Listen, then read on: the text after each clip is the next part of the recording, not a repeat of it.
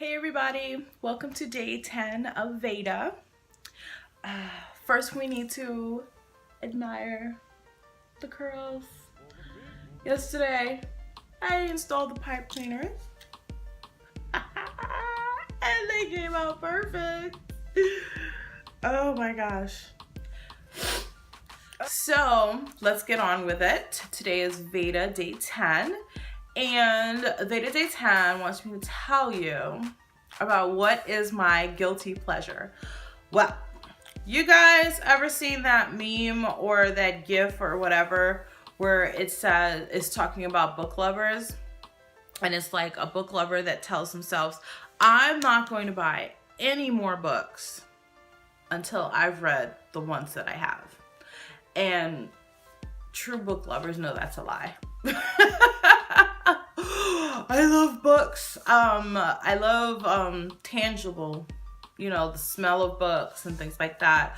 I mean, growing up, I used to live in the library. I used to love going to the library. In junior high school and high school, when my parents started letting me kind of venture out a little bit more. So after school, I would go to the library. And even during the summer, there was no required reading list when I was in school. So I would venture to the library, and I would say on average between junior high school and high school, I read off of during, whether it's summer or school year, I would read on average 3 to 5 books on my own. For instance, it was so crazy. Outside of a reading assignment, which probably wasn't child appropriate, I read The Color Purple on my own. I read Charlotte Bronte wrote Jane Eyre. I completely read that book on my own, which was growing up in New York, and I wasn't nerdy, but I like books. I think that was the only thing that I was pretty decently smart in. I wasn't really a good math student or science student or anything. I was not athletic at all. I like to read. I like to write. I used to write poetry and things like that. I think some of my poetry was more adult because of some of the content that I was reading. Because then when I got into high school, I discovered romance novels, in particular Danielle Steele novels, and I still have a crap load of them. But yeah, that's I think that was it. Day 10, right? What's your guilty pleasure? I love buying books. Yes. I love collecting them and completing the series. That's the short answer. But yeah, that is that.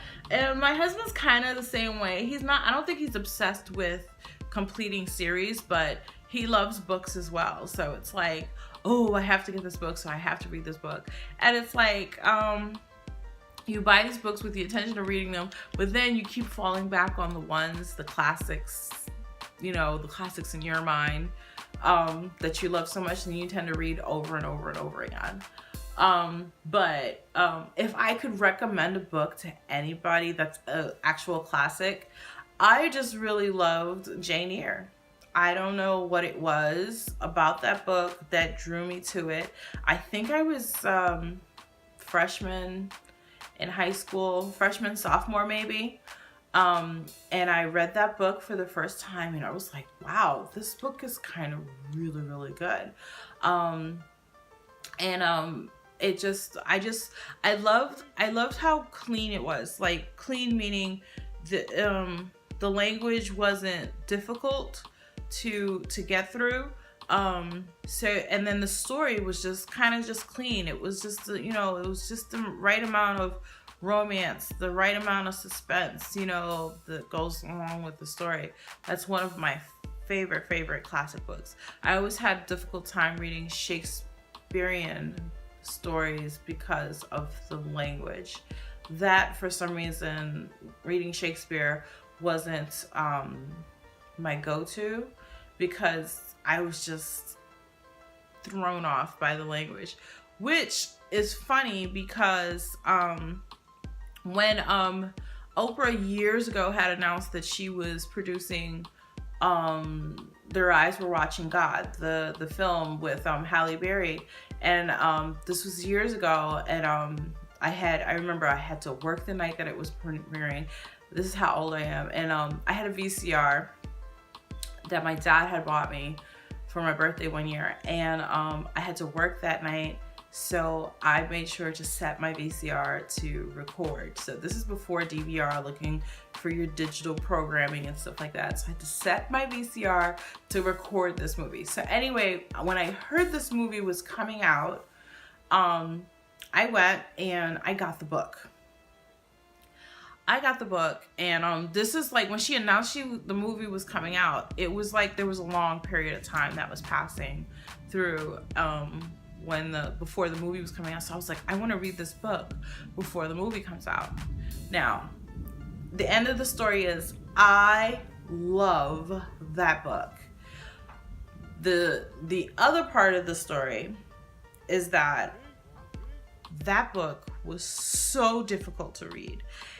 It's like when you watch the movie and you hear how the characters talk, how they talk is literally how Zora wrote the book. I'm just like, what is happening right now? Why is this? And the book is like really, really thin. It's really, really a short book, but it's so hard to read. But in the end, it's like, it took me such a long time to read it, but in the end, I was convinced that I was going to get through it. So it was like one of those, like, you can't just like skim through it, you know, and kind of like read the first word and the last word, or the first, you know, couple of words in the middle of a sentence and figure it out. It's like you have to concentrate and pay attention. There's so many authors that I could talk about that do things like that to me. But yeah, there's so many books. So many books. That's my obsession. Books. That's my guilty pleasure. I have to complete a series, or it's like, you know, once I fall in love with an author, then I have to read all of their work. You know, that's just how it is. It's like, I guess it's just like, you know, with music. Once you become a fan and, you know, you just love that musician. It's like, but you can also feel like you can critique or have some sort of criticism on the work because you're an absolute fan. So anyway, guys, thank you so much for tuning in. That was VEDA Day 10. And I will see you guys tomorrow for VEDA Day 11. All right, have a great one. Bye.